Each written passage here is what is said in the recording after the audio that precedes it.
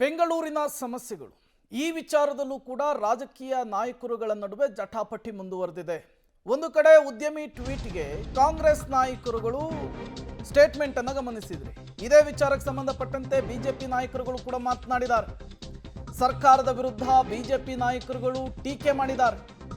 ಉದ್ಯಮಿಗಳು ಟೀಕೆ ಮಾಡಿದ್ರು, ಸರ್ಕಾರಕ್ಕೆ ಚಿಂತೆ ಇಲ್ಲ. ಬಿಹಾರ ಚುನಾವಣೆಗೆ ಕಾಸಿಗೆ ಮೀಟಿಂಗ್ ಮಾಡಿದ್ದಾರೆ ಇವರು.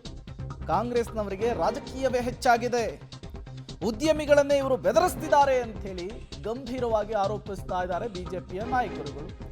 ಉದ್ಯಮಿಯ ಟ್ವೀಟ್ ವಿಚಾರಕ್ಕೆ ಈಗ ರಾಜಕೀಯ ಜಟಾಪಟಿ ಕೂಡ ಜೋರಾಗಿದೆ. ಮೀಟಿಂಗ್ನಲ್ಲಿ ರೈತರ ಆತ್ಮಹತ್ಯೆ ಚರ್ಚೆ ಆಗುತ್ತೆ. ರೈತರ ಆತ್ಮಹತ್ಯೆನಲ್ಲಿ ಕರ್ನಾಟಕ ನಂಬರ್ 2. ಅತಿವೃಷ್ಟಿ ಹಾನಿ ಚರ್ಚೆ ಆಗುತ್ತೆ. ಬೆಂಗಳೂರನ್ನು ಮುಳುಗಡೆ ಆಗ್ತಿರೋದು, ಪಾಟ್ ಹೋಲು, ಟ್ರಾಫಿಕ್ ಸಮಸ್ಯೆಗಳು ಚರ್ಚೆ ಆಗ್ತವೆ ಅಂತ ನನಗೆ ಸಿಕ್ಕಿದ ಮಾಹಿತಿ ಇದು ಯಾವುದೂ ಚರ್ಚೆ ಆಗಿಲ್ಲ. ಗುತ್ತಿಗೆದಾರರು ಪತ್ರ ಬರೆದ ವಿಷಯವೂ ಚರ್ಚೆ ವಿಷಯ ಆಗಿಲ್ಲ. ನೋಡಪ್ಪ, ನಮ್ಮ ಸರ್ಕಾರಕ್ಕೆ ಅಪಮಾನ ಆಗ್ತಾ ಇದೆ, ನಾನು ಈ ಥರ ಆದರೆ ಒಂದು ಗಳಿಗೆಯೂ ಅಧಿಕಾರದಲ್ಲಿ ಇರಲ್ಲ ಅಂತ ಹೇಳ್ತಾರೆ ಅಂತ ಅಂದ್ಕೊಂಡಿದ್ದೆ ಸಿದ್ದರಾಮಯ್ಯನವರು. ಹಂಗೇನೂ ಹೇಳಿಲ್ಲ. ಬದಲಿಗೆ ಬಿಹಾರದ ಎಲೆಕ್ಷನ್ಗೆ ನೀವು ಇವರು ಆಡಳಿತ ಮಾಡ್ತಿಲ್ಲ. ಪ್ರತಿದಿನ ಬರೀ ರಾಜಕೀಯ ಮಾಡಿಕೊಂಡು ಸಮಯವನ್ನು ವ್ಯರ್ಥ ಮಾಡಿಕೊಂಡು ದ್ವೇಷ, ಅಸೂಯೆ, ಅಧಿಕಾರ ದುರ್ಬಳಕೆಯನ್ನು ಮಾಡಿಕೊಂಡು ಹಣ ಮಾಡ್ಕೊಳ್ಳೋಕ್ಕೆ, ಭ್ರಷ್ಟಾಚಾರ ಮಾಡಲಿಕ್ಕೆ ಇವರು ಪೂರ್ತಿ ಸಮಯವನ್ನು ಕೊಡ್ತಿದ್ದಾರೆ. ಹಾಗಾಗಿ ಇವತ್ತು ನಗರದಲ್ಲಿ ನೀವು ನೋಡ್ಬೋದು, ಎಲ್ಲೂ ಕತ್ತಲೆ, ಎಲ್ಲಿ ನೋಡ್ರೆ ಕಸ, ಎಲ್ಲಿ ನೋಡ್ರು ಗುಂಡಿ, ಎಲ್ಲಿ ನೋಡ್ರು ಅವ್ಯವಸ್ಥೆ ಮೇಲೆ ಅವ್ಯವಸ್ಥೆಗಳನ್ನು ನಗರದಲ್ಲಿ ನಾವು ನೋಡುವಂಥದ್ದಾಗುತ್ತೆ.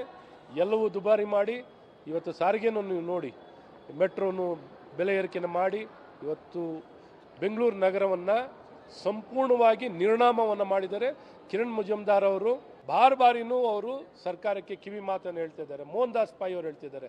ಇನ್ಯಾರು ಏನಾರು ಹೇಳಿದ್ರೆ ಬೆದರಿಕೆ ಆಗ್ತಾರೆ.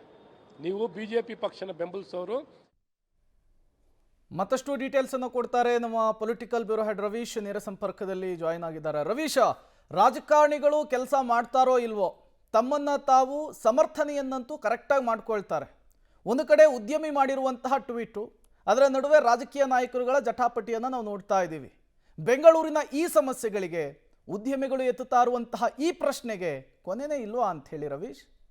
ಖಂಡಿತವಾಗಿ ಕೂಡ ಬ್ರ್ಯಾಂಡ್ ಬೆಂಗಳೂರನ್ನ ಕಾನ್ಸೆಪ್ಟ್ ಅಡಿಯಲ್ಲೇ ಸರ್ಕಾರ ಆರಂಭವಾದಾಗಿನಿಂದಲೂ ಕೂಡ ಮಾತನಾಡೋದಕ್ಕೆ ಶುರು ಮಾಡಿದ್ರು.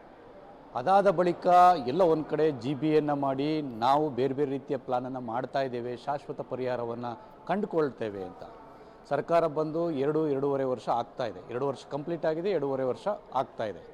ಇಂಥ ಸನ್ನಿವೇಶದಲ್ಲೂ ಕೂಡ ಬೆಂಗಳೂರಿನ ರಸ್ತೆಗಳ ಸ್ಥಿತಿ ಈಗಿರಬೇಕಾ ಅನ್ನೋದನ್ನು ಆಗಿಂದಾಗೆ ಉದ್ಯಮಿಗಳು ಪ್ರಶ್ನೆಯನ್ನು ಎತ್ತಾ ಇದ್ದಾರೆ. ಅಂದರೆ ಅದು ವಾಸ್ತವವೂ ಕೂಡ.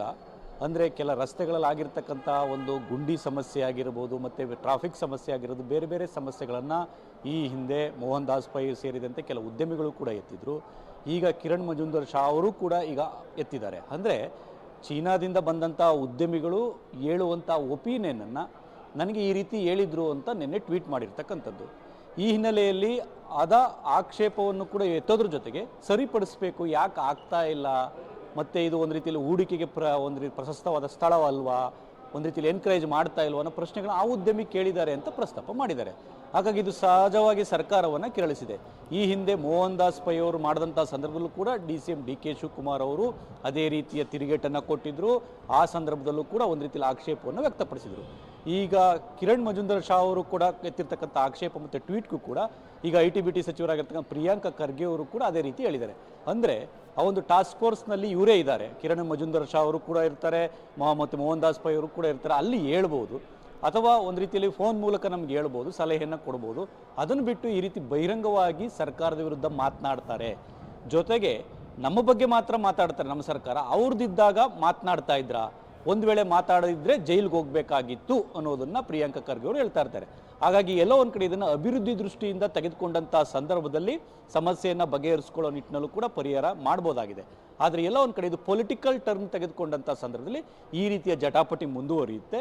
ಹಾಗಾಗಿ ಬೆಂಗಳೂರಿನಲ್ಲಿ ಇರ್ತಕ್ಕಂಥ ಸಮಸ್ಯೆಗಳ ಪರಿಹಾರಕ್ಕೆ, ಅಂದರೆ ನೀವು ಲಾಂಗ್ ಟರ್ಮ್ ಪ್ರೋಸೆಸ್ಸನ್ನು ಒಂದು ಕಡೆ ಇಟ್ಕೊಂಡು ಈಗಿರ್ತಕ್ಕಂಥದ್ದಕ್ಕೆ ತಾತ್ಕಾಲಿಕ ಪರಿಹಾರವನ್ನು ಕೂಡ ಕಂಡುಕೊಳ್ಬೇಕಾಗತ್ತೆ.